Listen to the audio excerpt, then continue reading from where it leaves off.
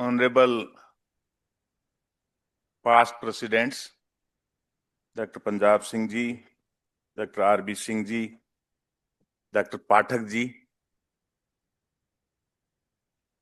Vice Presidents, Secretaries, Editor, Treasurer, former Vice Presidents, very senior mentors, Dr. Gautam Ji, Senior Fellowship, Associates, colleagues and friends. Since we deliberated a lot and there should not be a chance of repetition. But I would like to spare maybe 5, 7, 10 minutes and would like to focus on 6 Gs. Now we talk about 4G, 5G, now 6G. And those 6 Gs are greetings, gratitude, good news, grand challenges, gems, and Generation G. So I start with the greetings. I would like to congratulate each one of you for the excellent work and recognition in terms of the fellowship and associateship. And we wish that you are going to continue the great work to serve the country. Gratitude. First of all, let me express my sincere gratitude to the fellowship, to the academy, for the faith, for the opportunity. But also the gratitude to the leadership since beginning. And because of that, we are here today. We are thankful to our leaders, to our stalwarts, to our agricultural community, who put a strong foundation on which we built all those. Where we are today, it's not because of what we have done, it's because of what they have done. So my salutations to all the stalwarts, our leaders in the agriculture research and development. Now coming to the good news. The good news is we see all the records. The records in terms of the production of all commodities, ever highest. And I think the increase is substantial. If you look at the past 2 years, the average comes 20 million tons of additional food grains every year, which has never happened. But that also reminds us that this increment in 2 years is not coming because of the 2 year. It's coming because of what we have done 10, 15, 20 years back. And that indicates that in agricultural research, or from that perspective, any research, whatever we are putting is not for today, it's for preparing ourselves for tomorrow. And I think we have to articulate this and give this message back to our policy planners or to our investors, I would say, that look where from this is coming. Despite the fact that we got all the uncertainties, the climatic risks, and we clearly see Indian agriculture is becoming resilient to the climatic shocks. Over past few years, we have seen half of the days in the year having abnormality of the weather or risk here and there of drought and flood and heat and all those things.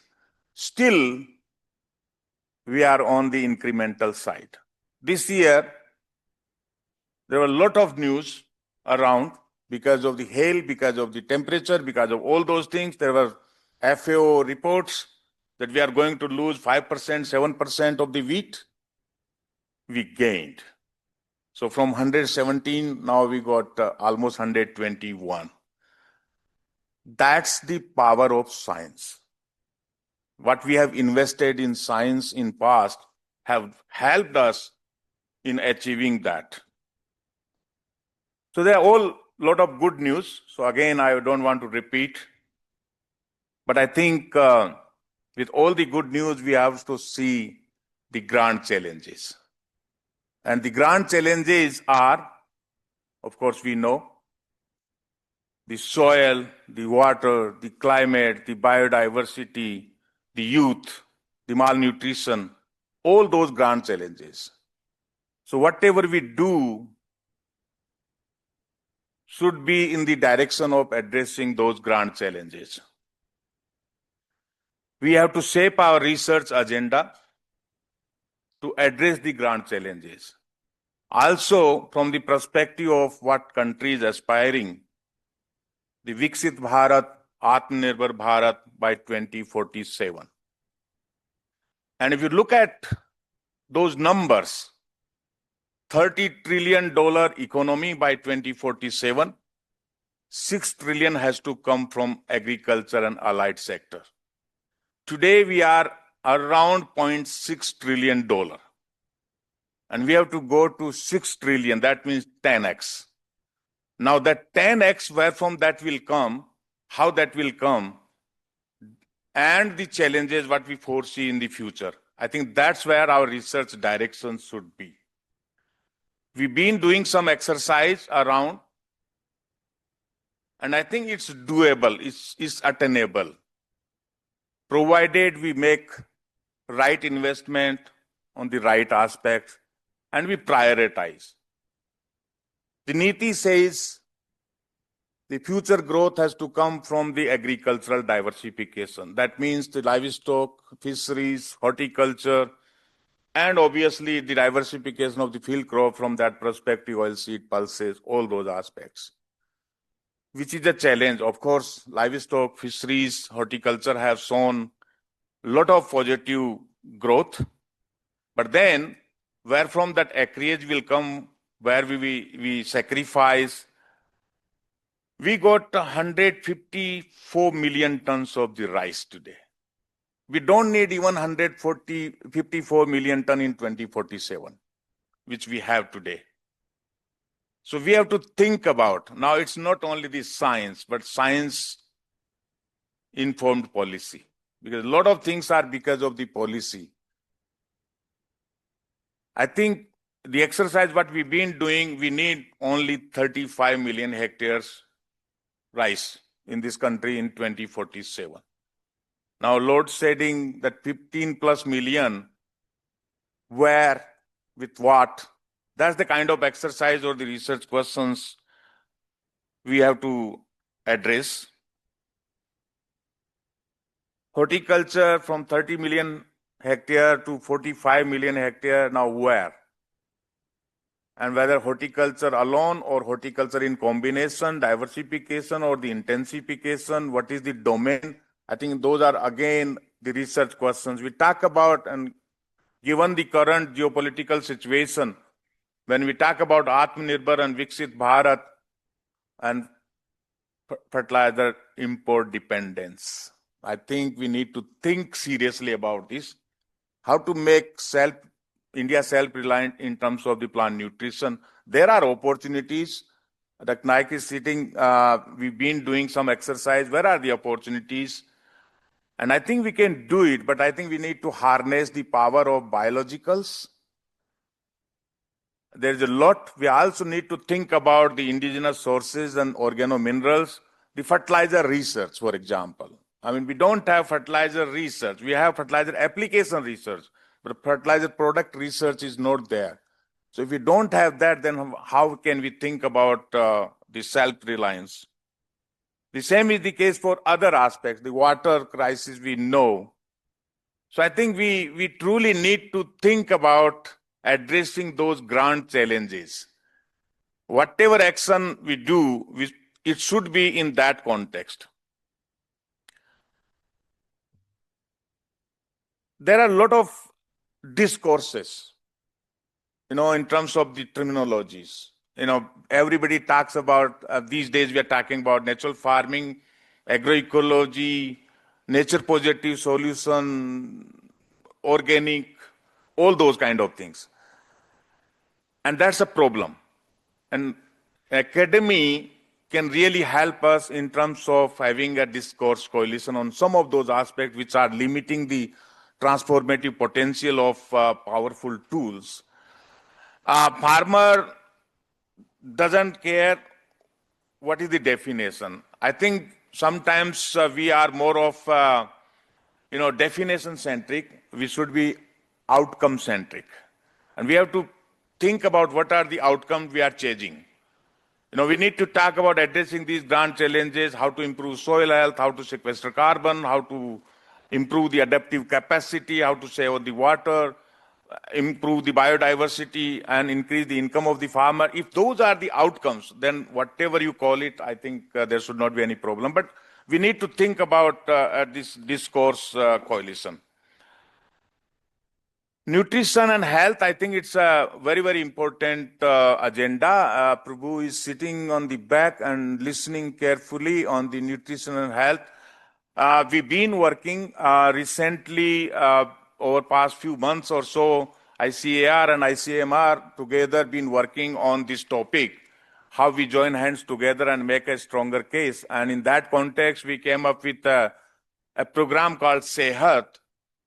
And Sehat is agriculture for health.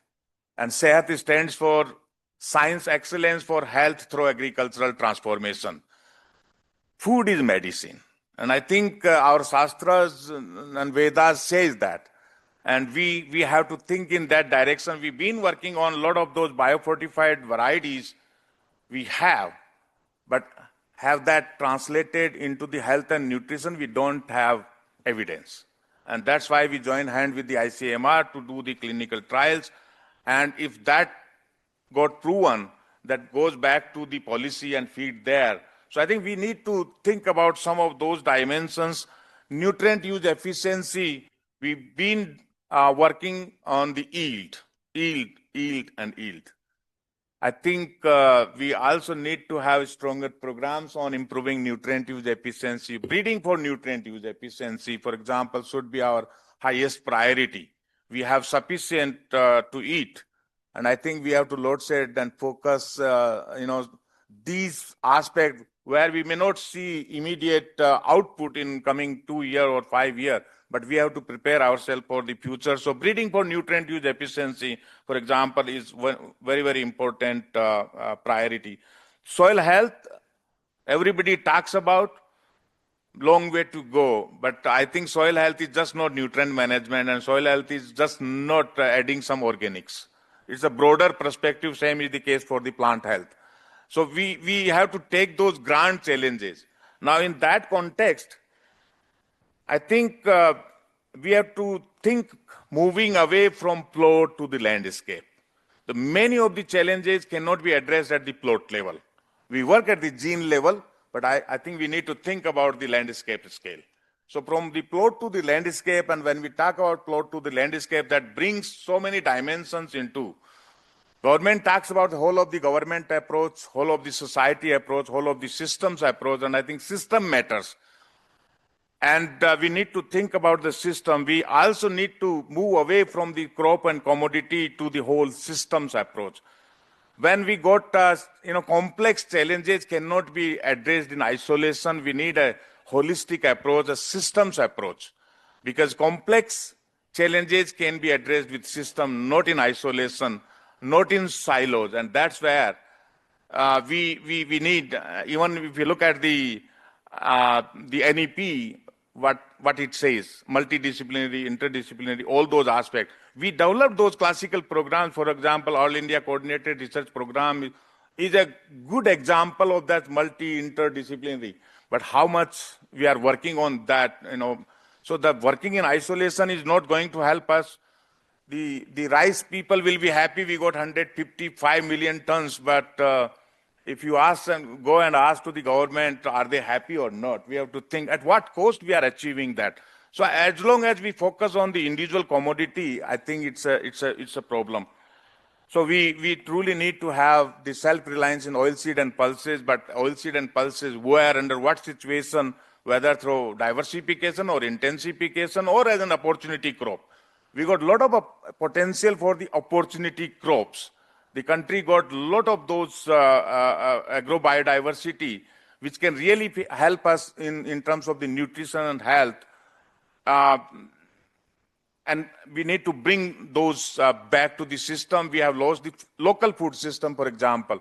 We have to strengthen the local food system. This nutrition and health is not going to come out of the blue. I think we need to think. Now, it's not everywhere. And defining the domain, what works where and how and what is not going to work. I think, that's where the science comes. It is working or not working is not science. It is working because of this and not working because of this is a science, and that's what we need to bring on the table. We got a larger diversity. The country is very diverse in everything. Diversity of the soil, on the water, on the agro biodiversity, on the people, socioeconomic circumstances, everything. One size doesn't fit all, and I think we have to define the domain, what works where. That's also something very, very important. And from that perspective, I bring the dimension of the GEMS. GEMS, Genotype, Environment, Management, and Social Science Interaction. I'm bringing the social science because that brings us toward the demand side. It's not like only the supply driven. What is really needed? The social dimensions are very, very important. So whatever is coming from there, and we take it back and work, focus there. So the GEMS is also very, very important. Generation G, I think we discussed before this, and Dr. Madan indicated agricultural, higher education, the youth, all those aspects. And from that perspective, we need to really rethink, reimagine agricultural higher education. The technological advancement and what we do, we got a revision of the course curricula, but I think long way to go again. We have to, make it a good mix of the theory and practice rather than just theory. So agricultural higher education need to be strengthened from all aspects, not only the infrastructure or having the faculties, but the quality. The quality matters. And I think that's a problem. And from that perspective, again, academy can contribute. We got a rich pool of the experts.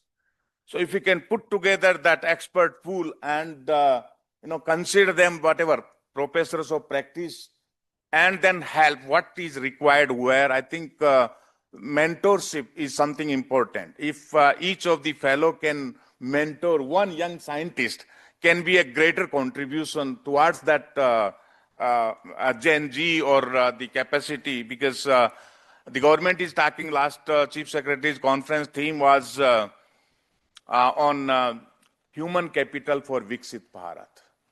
And yesterday we had a mid-term review of the same, the action taken on the follow-up actions. And everything was inclusive, the school education to the higher education, including agricultural higher education. But I think, and it was discussed, even the cabinet secretary was highlighting about professors of practice. We need to identify. And here are the professors of practice. If we can, everybody can pick one, the brilliant scientist and mentor on a continuous basis. I think we can do a great job for the country. From the academy side, let me congratulate all the members of the committee for the great work. But I think we need to strengthen it further, and it's a job of all of us.